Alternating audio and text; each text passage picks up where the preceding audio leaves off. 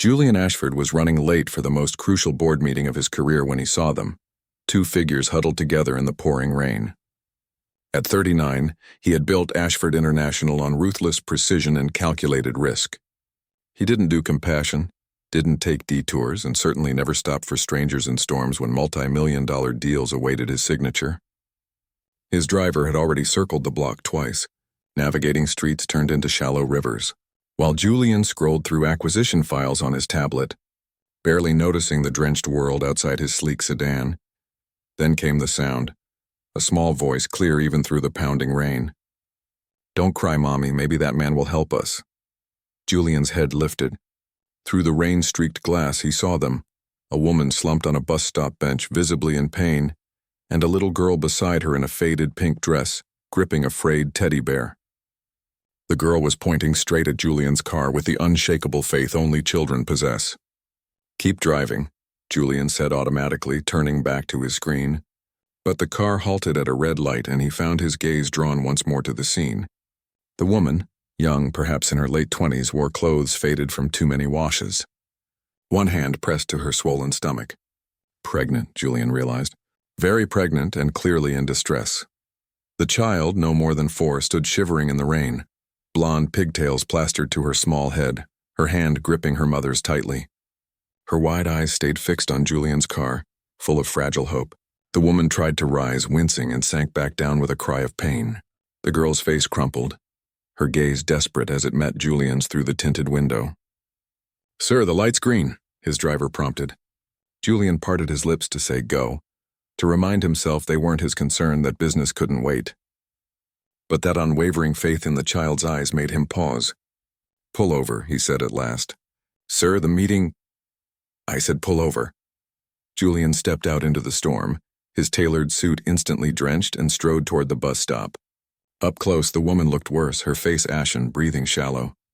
"Please," the little girl said softly, staring up at him with eyes far too knowing for her years. "My mommy needs help.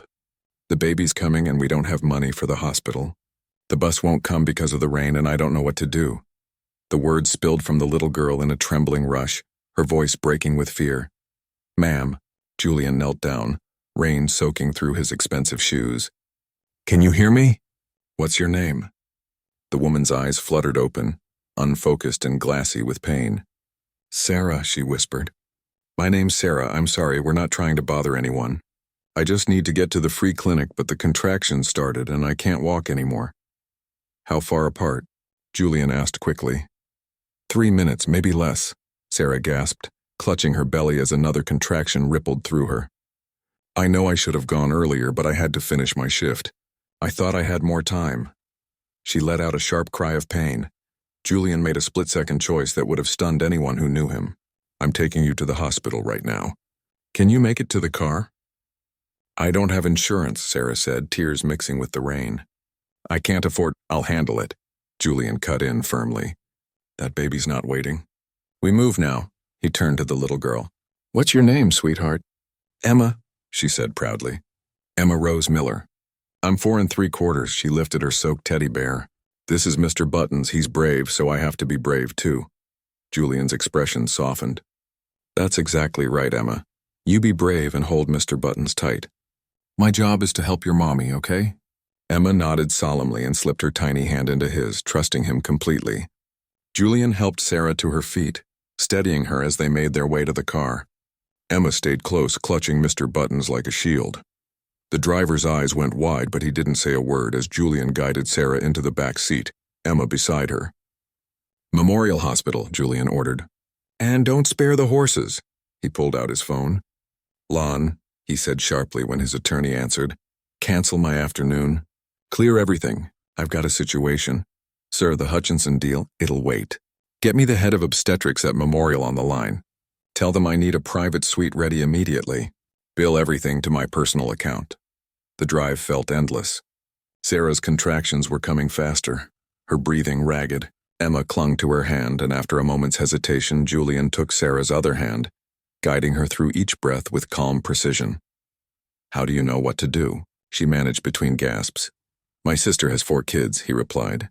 "I was there for 2 of the births when her husband couldn't be. I'm no doctor, but I've seen it before. Julian gave her hand a reassuring squeeze.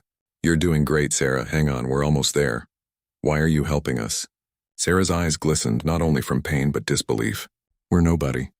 You're clearly someone important. You should be somewhere else. Julian glanced at Emma, who was whispering softly to Mr. Buttons about being brave. Your daughter said maybe I'd help, he replied quietly. She pointed at me like she knew I would. How could I prove her wrong? At the hospital, Julian's call ahead had done its work. A medical team stood ready at the emergency entrance, wheelchair waiting. As they rushed Sarah inside, she clutched at Julian's soaked sleeve. Emma, please don't leave Emma alone. I won't, Julian promised. I'll stay with her until you can. So that's how Julian Ashford, CEO, billionaire, and man of zero detours, found himself in a hospital waiting room beside a 4-year-old girl in a drenched pink dress, holding a battered teddy bear, both dripping rainwater onto polished tiles. A nurse brought towels and a blanket, wrapping Emma in warmth. Julian bought hot chocolate from a vending machine and handed it to her. Your mommy's very brave, he said as she sipped carefully. And so are you. I was scared, Emma admitted, her voice small. Mommy was crying and I didn't know what to do. That's why I asked you. You looked like the kind of man who fixes things. Julian felt something shift, something deep and unexpected. What made you think that? Because you looked important, Emma said simply. And I figured important people must know how to help with important things. Having a baby is very important. Out of the mouths of babes, Julian thought. A child had looked at his car, his suit, and his wealth, and assumed importance meant responsibility, not distance. What kind of world taught her that? Emma, he asked softly, where's your daddy? Emma's smile faded. He left before I was born.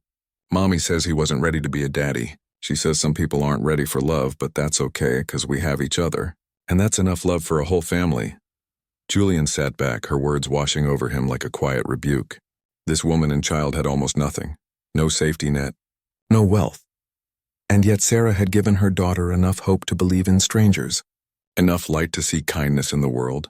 Tell me about your mommy, he said gently. What does she do? She works 3 jobs, Emma said proudly. She cleans offices at night, works at a store during the day, and helps Mrs. Peterson with her garden for extra money. She's always tired, but she still reads me bedtime stories. And she's teaching me numbers and letters so I'll be ready for kindergarten. 3 jobs. Pregnant. Taking the bus in a storm, Julian thought, staring into the distance, and still finding time to teach her child hope. He thought of his own life. The penthouse he barely visited, the meetings that filled his days, the emptiness disguised as success, the fine restaurants where Julian dined alone, the luxury that surrounded him but never filled the emptiness inside. The success he'd built had become hollow. He'd forgotten why success was meant to matter at all. 2 hours later, a doctor approached with a warm smile. Mr. Ashford? Sarah Miller has delivered a healthy baby boy. Both mother and child are doing great. She's asking for her daughter. Emma leapt from her seat, clutching Mr. Buttons. I have a brother. They were led to the private suite Julian had arranged. Sarah lay there, exhausted but glowing, a tiny bundle wrapped in blue resting in her arms. When she saw Julian and Emma, her eyes filled with tears. You stayed, she whispered. I promised I wouldn't leave her, Julian said softly. Emma climbed carefully onto the bed, her small hand reaching for her new brother. Congratulations, Julian said, smiling. He's perfect. I don't know how I'll ever pay for this, Sarah murmured, glancing around the elegant room. This must cost a fortune. It's already handled, Julian said, pulling up a chair. All of it. Think of it as a gift. But we need to talk about what happens next. You can't go back to 3 jobs with a newborn and a 4-year-old. You need help. I don't have anyone, Sarah said quietly. And I won't take charity. I've always managed on my own. This isn't charity, Julian said gently. It's an investment. The words surprised him, but they rang true. My company has a child care center for employees. I'm offering you a position as an administrative assistant. 1 job. Good pay, benefits, child care for both Emma and your son. You'll have evenings with your kids again. No more scraping by. Sarah blinked at him, stunned. Why would you do that? You don't even know us. You don't owe us anything. Julian's eyes softened as he looked at Emma, who was tenderly touching her baby brother's tiny fingers. Your daughter pointed at me and believed I'd help, he said. She had faith in a stranger because you raised her to believe people can be good. I want to live up to that faith. And honestly, Sarah, I'm tired of being the kind of man who would have driven past you. She saw someone better in me than I ever saw in myself. I want to be that man. Tears filled Sarah's eyes. I don't know what to say. Say yes, Julian urged gently. Let someone help you for once. Let Emma be right about the world. Months passed. Sarah proved every bit as capable as he'd imagined. Quick, hardworking, kind. She brought warmth and understanding to clients that no degree could teach. Emma thrived in the company daycare. And baby Julian, named after the man who'd stopped in the rain, grew strong and happy. But something else changed too. Julian found himself spending time with them, not out of duty but out of love. He was there for Emma's kindergarten graduation. He taught her to ride her first bike. He watched baby Julian take his first steps. And somewhere along the way he realized he'd fallen for the woman who'd taught her daughter to hope, and for the children who reminded him what truly mattered. 1 year ago, Julian said one evening, his voice quiet as he watched Sarah cradle the baby, I was supposed to be at the biggest meeting of my career. Instead, I stopped for a woman and a little girl in the rain. I lost a deal worth millions.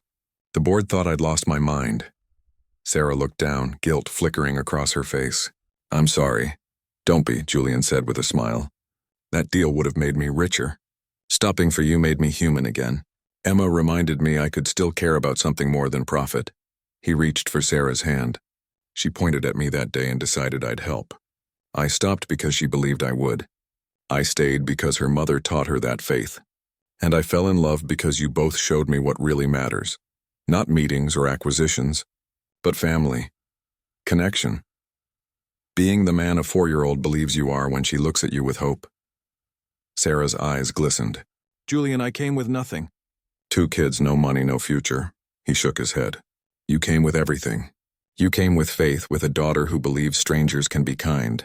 You taught me that being someone's answer to prayer means more than all the success in the world. Then Julian reached into his pocket and opened a small velvet box. Sarah gasped softly.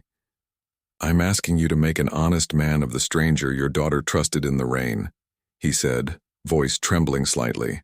Let me be the man she thought I was, the one who fixes things, the one who stays, the one who proves that sometimes when a little girl points at a stranger and says he'll help, she's absolutely right. Through tears, Sarah whispered, yes. When they told Emma and her little brother, Emma threw her arms around Julian. I knew you'd help us, she said. Some people look important on the outside, but you're important on the inside, too. The millionaire who'd once raced to a meeting had found something worth far more than any deal.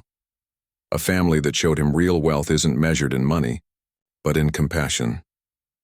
Sometimes the greatest miracles begin with a child's simple faith that a stranger will stop. If this story touched your heart, like, share, and subscribe, and tell us about someone who stopped when they could have kept going. Your stories inspire the world.